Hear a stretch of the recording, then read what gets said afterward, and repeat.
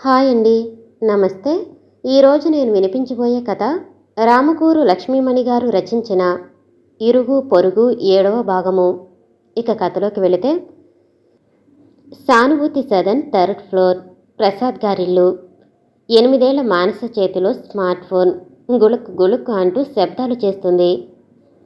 అమ్మాయి శ్రావణి, చూడు ఎక్కడో నీళ్లు పోతున్నట్లు ఉన్నాయి, శబ్దం అవుతుంది. టీవీ చూసుకుంటున్న శ్రావణిని కేకేసి చెప్పింది వైదేహి. శ్రావణి లేచి గబుక్కున అన్ని కుళాయిలు చూసింది. ఎక్కడా నీళ్లు పోవట్లేదు అమ్మా, అన్నీ కట్టేసి ఉన్నాయి.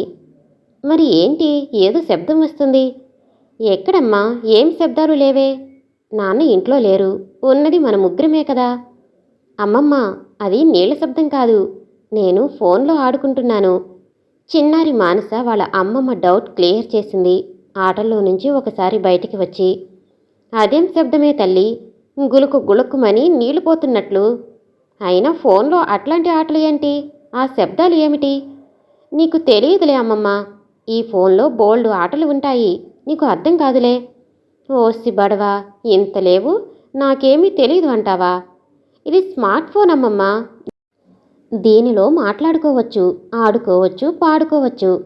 ఒక్కొక్క ఆటకి ఒక్కొక్క సౌండ్ వస్తుంది. నువ్వు ఏదైనా ఆట ఆడుతున్నావనుకో, అప్పుడు నీకు కావాలంటే సౌండ్ పెట్టుకోవచ్చు, లేదంటే మ్యూట్ పెట్టుకోవచ్చు. మ్యూట్ అంటే ఏమిటి? మ్యూట్ అంటే సౌండ్ లేకుండా చేసుకోవటం. ఎవరికైనా డిస్టర్బెన్స్ అవుతుందనుకుంటే అప్పుడు సౌండ్ ఆపేసుకోవచ్చు. కానీ సౌండ్ ఉంటేనే మజా ఉంటుంది. నాకైతే సౌండ్ ఉంటేనే ఇష్టం. మానస మాట్లాడుతూనే అమ్మమ్మకు అన్నీ చెప్తూనే కళ్ళు మాత్రం స్మార్ట్ ఫోన్ మీద ఉంచింది. టకటక ఆడుతుంది. ఆ టైంలో తను గురువు, అమ్మమ్మ శిష్యురాలు అన్నట్టుగా తనకు తెలిసిన నాలెడ్జి అమ్మమ్మ ముందు ఉంచుతుంది. ఆ చెచ్చెరపిడుకు దృష్టిలో అమ్మమ్మలు అంటే పాతకాలం వాళ్ళు, వాళ్ళకి ఏం తెలియదు, స్మార్ట్ ఫోన్ వాడటమే తెలియదు అని వాళ్ళ అభిప్రాయం. వైదేహి తన పని ముగించుకుని గబగబా మనవరాలు దగ్గరికి వచ్చింది.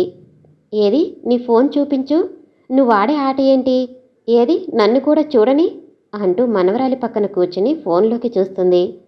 అమ్మమ్మ, నీకు అర్థం కాదని చెప్తున్నాను కదా, నువ్వు అమ్మమ్మవి, ఇంకా ఓల్డ్ కదా, నీకు ఇవన్నీ తెలియవులే. అరే చూపించవే, శబ్దాలు భలే ఉన్నాయి, అందుకని వచ్చాను, కాస్త చెప్పు. ఇక అమ్మమ్మ వదిలిపెట్టదని దానికి అర్థమయ్యింది. సరే విను అయితే, ఈ ఆట పేరు క్యాండీ క్రష్. ఇట్లా క్యాండీలు 3 కానీ 4 కానీ పైకి కిందకి కలుపుతూ ఉంటే అవి మాయం అయిపోయి మనకక్కడ ఒక గిఫ్ట్ వస్తుంది. అలా ఎన్నిసార్లైనా క్యాండిల్ని స్వాప్ చేసుకుంటూ రావాలి, అప్పుడు మనకి మంచి స్కోర్ వస్తుందన్నమాట. సరేనా? అంతేకాదు, గబగబా చూడాలి ఎక్కడ ఏమున్నాయో. మనకి మంచి స్కోర్ రావాలంటే గబగబా ఆడాలి, సరేనా? మనవరాలు ఆడుతున్న ఆట సరదాగా అనిపించింది వైదేహికి. పక్కన కూర్చుని కాసేపు చూసింది. ఒక 10 నిమిషాలు అయిన తర్వాత మానసికి బోర్ కొట్టింది. అమ్మమ్మ, నువ్వు ఆడుకో కావాలంటే, నాకు బోర్ కొడుతుంది. ఇదెక్కడికోలే, నాకు ఎక్కడ వస్తుంది, నాకు నేర్పు, అలా అయితే నేను కూడా ఆడతాను. ఇదిగో అమ్మమ్మ, ఇదిగో ఇలా మొదలు పెట్టాలి. వేలుతో దీని మీద ఇట్లా పొడుగ్గా అనాలి, అప్పుడు అక్కడున్న పువ్వు కానీ క్యాండీ కానీ కిందికి వస్తుంది. అప్పుడు చూడు ఏం జరుగుతుందో. వైదేహి చేతిలోకి ఫోన్ తీసుకుంది. అటు ఇటు చూసింది. ఇంతలో ఎదురుగుండా కిటికీలోంచి మానస, ఆడుకుందాం వస్తావా అంటూ మానసను పిలిచింది పక్క బిల్డింగ్లో ఉండే పాప. అమ్మమ్మ బాయ్, నన్ను శ్రద్ధ పిలుస్తుంది ఆడుకుందామని. నేను వెళుతున్నా, మేమిద్దరం ఆడుకుంటాం. అమ్మా, నేను వెళుతున్నా ఆడుకోవటానికి. లోపల అమ్మకు కూడా వినిపించేటట్టుగా చెప్పేసి పరిగెట్టింది కిందికి మానస. మానస వెళ్ళిపోయాక కాసేపు ఆ స్మార్ట్ ఫోన్ పట్టుకుని వైదేహి చూసింది. మనవరాలు చెప్పినట్టు చేద్దామని వేలు పెట్టింది. జరపమందని గుర్తుకొచ్చి పొడుగ్గా రాసింది. అంతలో ఏం జరిగిందో తెలియదు. అన్నీ ఎక్కడికో మాయమైపోయినట్టు ఎర్రవన్నీ మాయమయ్యాయి. మళ్ళీ ఇంకా దానిమీద వేలు పెట్టి కాసేపు పక్కకు జరిపింది. అప్పుడు కూడా ఏదో అయ్యి కొన్ని మాయమైపోయాయి. ఇంకా ఏం చెయ్యాలా అని అలా చూస్తూ ఉంది కాసేపు. ఒకే రంగువి ఎక్కడా కనబడలేదు. వెతికింది. కాసేపు పైనుంచి కింద వరకు చూసింది. ఏమీ కనబడలేదు. ఈ లోపున స్క్రీన్ అంతా నల్లగా కనబడింది. అయ్యో, ఇది ఏంటి, సెల్ ఫోన్కి ఏమన్నా అయ్యిందా, ఇట్లా నల్లగా అయిపోయింది అనుకుని గాబరా పడింది. ఎందుకు వచ్చిందిలే అని ఆ ఫోన్ అక్కడ పెట్టేసి కాసేపు పడుకుందామని సోఫాలో కుషన్ మీద తల కింద పెట్టుకుని నడుము వాల్చింది. ఇంతట్లో బెల్ మోగింది. భర్త వచ్చాడు ఏమో అనుకుని తలుపు తీసింది. ఎదురుగా శ్యామల, కృష్ణమూర్తి గారి భార్య కింద ఫస్ట్ ఫ్లోర్లో ఉంటారు. ఆ బిల్డింగ్కి ప్రెసిడెంట్ ఆయనే. వైదేహికి శ్యామలకి ఫ్రెండ్షిప్ బాగా కుదిరింది. ఇద్దరూ అప్పుడప్పుడు కలుస్తూ ఉంటారు.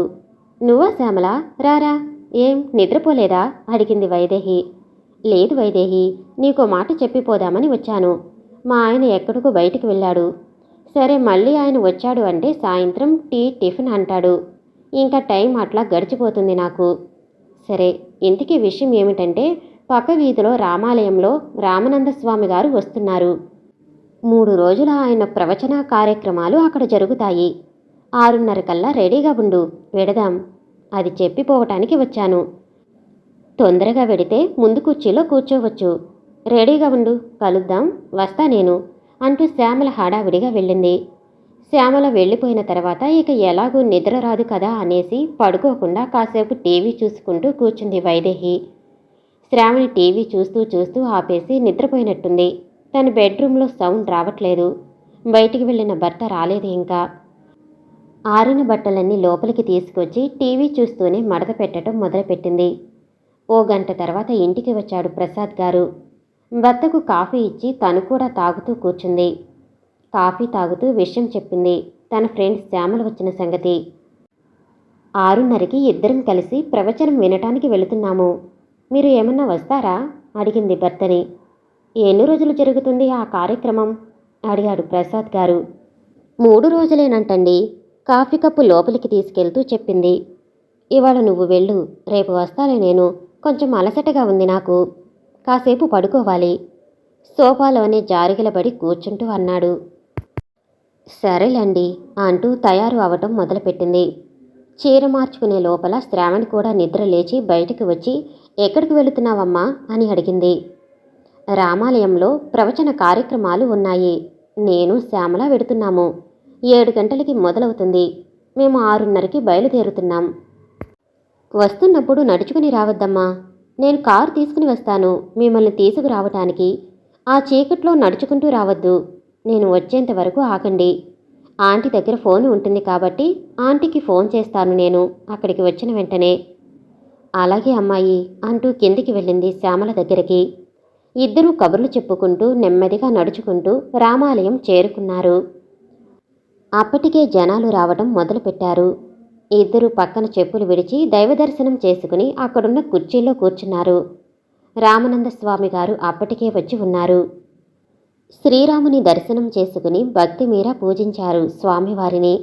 ఆ తర్వాత ప్రవచన కార్యక్రమం జరిగే చోటికి ఆహ్వానించారు.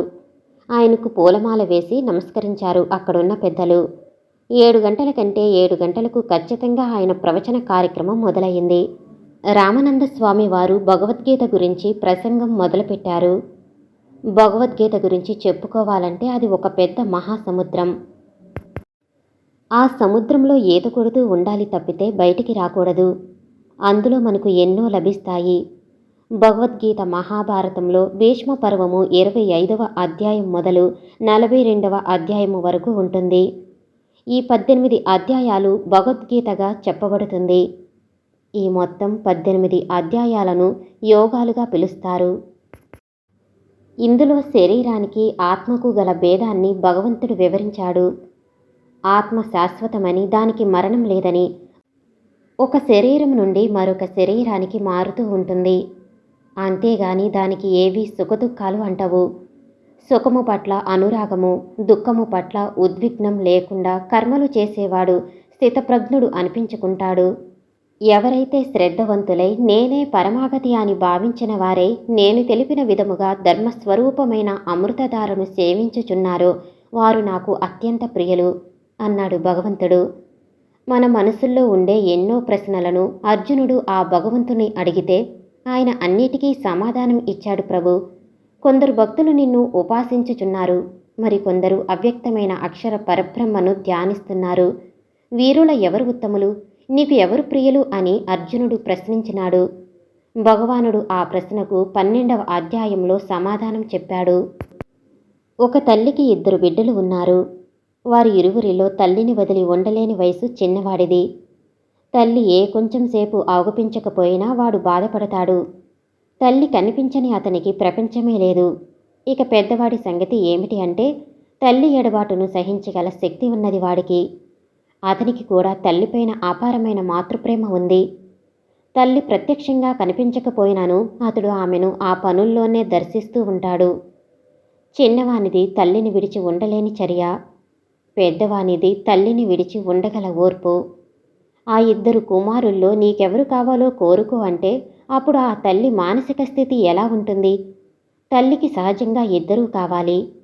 ఏ ఒక్కరిని విడిచిపెట్టి ఉండలేని పరిస్థితి. అయితే గత్యంతరం లేని స్థితి ఏర్పడినప్పుడు, వియోగం తప్పనిసరి అయినప్పుడు పెద్దవాడిని తీసుకోమని, తన వియోగాన్ని అతడు సహించగలడు అని పెద్దవాడిని తీసుకోమని చెప్తుంది. చిన్నవాడిని గుండెకి అదుముకుంటుంది. అయితే ఇద్దరిలో ఎవరు అంటే ఎక్కువ ప్రేమ అన్న ప్రశ్నకు ఇది జవాబు కాదు. భగవంతుని జవాబు మనకు భక్తి యోగంలో కనిపిస్తుంది. ఆదర్శ విద్యార్థికి ఆదర్శ గురువు ఏ విధంగా పాఠాలు బోధించునో భగవానుడు అర్జునుడికి బోధించాడు. ఆ బోధన మానవ కోటి అంతటికీ ఉపయోగపడేదే. నిజమైన భక్తులు ఎవరో భగవంతుడు వివరించాడు. 35 లక్షణాలను అంటే 35 సద్గుణాలతో విరాజిల్లేవాడే భక్తుడు అని తెలిపారు.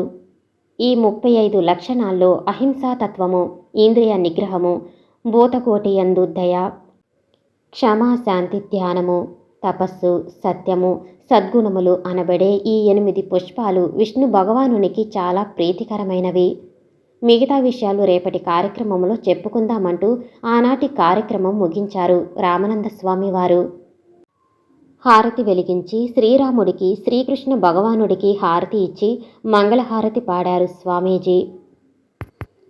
పవమానసుతుడు పట్టు పాదార విందములకు, నీ నామరూపములకు నిత్య జయమంగళం. ప్రహ్లాద నారదాది భక్తులు పొగుడుచుండే, నీ నామరూపములకు నిత్య జయమంగళం. రాజీవనయన త్యాగ రాజాది వినుతమైన, నీ నామరూపములకు నిత్య జయమంగళం. కార్యక్రమం అంతా ముగిసిన తర్వాత బయటకు వచ్చే టైంకి వైదేహిని శ్యామలని తీసుకెళ్లటానికి శ్రావణి కారు తీసుకుని వచ్చింది. 2 నిమిషాల్లో ఇంట్లో ఉన్నారు. అప్పుడు చెప్పింది శ్రావణి, ఆంటీ, కృష్ణమూర్తి అంకుల్కి కాసేపటి క్రితం ఒకటే చెమటలు పట్టేశాయి. నా ఫోన్కి కాల్ చేసి పిలిచారు. నేను వెళ్ళాను. కొంచెం షుగర్ డౌన్ అయినట్టుంది. వెంటనే గ్లూకోజ్ కలిపి తాగించాను. ఇప్పుడు ఆయన బాగానే ఉన్నారు. మీరు ఏమీ కంగారు పడకండి. మీరు కంగారు పడతారని నేను మీకు ఫోన్ చేసి చెప్పలేదు. అయ్యో అలాగా శ్రావణి, థ్యాంక్ యూ శ్రావణి. బయలుదేరే ముందు అందుకే కొంచెం టిఫిన్ పెట్టాను. బాగానే తిన్నారా అంటూ హడావిడిగా లోపలికి వెళ్ళింది. కృష్ణమూర్తి గారు కుర్చీలో కూర్చున్నారు. ఫ్యాన్ ఫుల్ పెట్టుకుని. చెమటలు తగ్గాయి. అమ్మయ్య అనుకుని మరోసారి థ్యాంక్స్ చెప్పింది శ్రావణికి. మరి ఏం పర్వాలేదు ఆంటీ, షుగర్ డౌన్ అయితే పాపం కదలని పరిస్థితి అయ్యింది. అయినా కూడా నా ఫోన్కి కాల్ చేసి పిలిచారు. మీకు చేసి మిమ్మల్ని గాబరా పెట్టడం దేనికిలే అని. అయినా మీకు ఫోన్ వినపడకపోవచ్చు. మీరు వచ్చేటప్పటికి కూడా టైం పడుతుంది అని నన్ను పిలిచారు. సరే శ్యామల, అన్నయ్య గారికి వెంటనే భోజనం పెట్టు, ఆలస్యం కాకుండా. ఇప్పటికే 8 దాటింది. ఆలస్యం చేయకు, ఇక మేము వెడతాము అంటూ వైదేహి శ్రావణి పైకి వెళ్ళిపోయారు. కృష్ణమూర్తి గారు 70 పడిలో పడ్డాడు. ఆయనకి కొన్ని ఏళ్ల నుంచి డయాబెటీస్ ఉంది. టైం ప్రకారం తింటూ మందులేసుకుంటూ ఉంటాడు. కాకపోతే ఎందుకో తెలియదు, అప్పుడప్పుడు షుగర్ డౌన్ అవుతూ ఉంటుంది. అందుకే సాధారణంగా ఎక్కువసేపు ఆయన్ని ఒంటరిగా వెళ్ళనివ్వదు శ్యామల. అలాగే తను కూడా ఆయన్ని ఎక్కువసేపు వదిలిపెట్టదు. ఏమో ఎప్పుడు షుగర్ డౌన్ అవుతుందో తెలియని పరిస్థితి. అలా డౌన్ అయినప్పుడు ఎక్కువసేపు అలాగే ఉండిపోతే కోమాలోకి వెళ్లే పరిస్థితి వస్తుందని ఎప్పటికప్పుడు జాగ్రత్త పడుతూనే ఉంటాడు. చెమటలు పట్టేస్తే వెంటనే ఎవరికైనా చెప్పి కాస్త గ్లూకోజ్ నీళ్లు తాగేస్తాడు. తనంతట తను లేచే పరిస్థితి ఉండదు. కాబట్టి శ్యామల దగ్గరే ఉంటే చూసుకుంటూ ఉంటుంది. కొడుకులిద్దరూ అమెరికాలో ఉన్నారు. వీళ్ళు అక్కడికి వెళ్ళి ఉండరు ఎక్కువ కాలం. 6 నెలలు ఉండాలని వెళ్ళినా 3 నెలలకి తిరిగి వచ్చేస్తారు. అక్కడి వాతావరణ పరిస్థితులకి వీళ్ళు తట్టుకోలేరని. పైగా కృష్ణమూర్తి గారికి అక్కడ తోచదు. ఇక్కడలాగా ఎక్కడ అంటే అక్కడికి వెళ్ళటానికి లేదు. ఎన్నేళ్ల నుండో ఉంటున్న ఊరిని, సొంత ఇంటిని వదిలిపెట్టి వెళ్ళటం వాళ్ళిద్దరికీ ఇష్టం లేదు. పిలిస్తే పలికే స్నేహితుల్ని ఏర్పాటు చేసుకున్నారు భార్యాభర్తలిద్దరూ. మంచితనంలో బ్రతకటం ఎలాగో వాళ్ళను చూస్తేనే తెలుస్తుంది.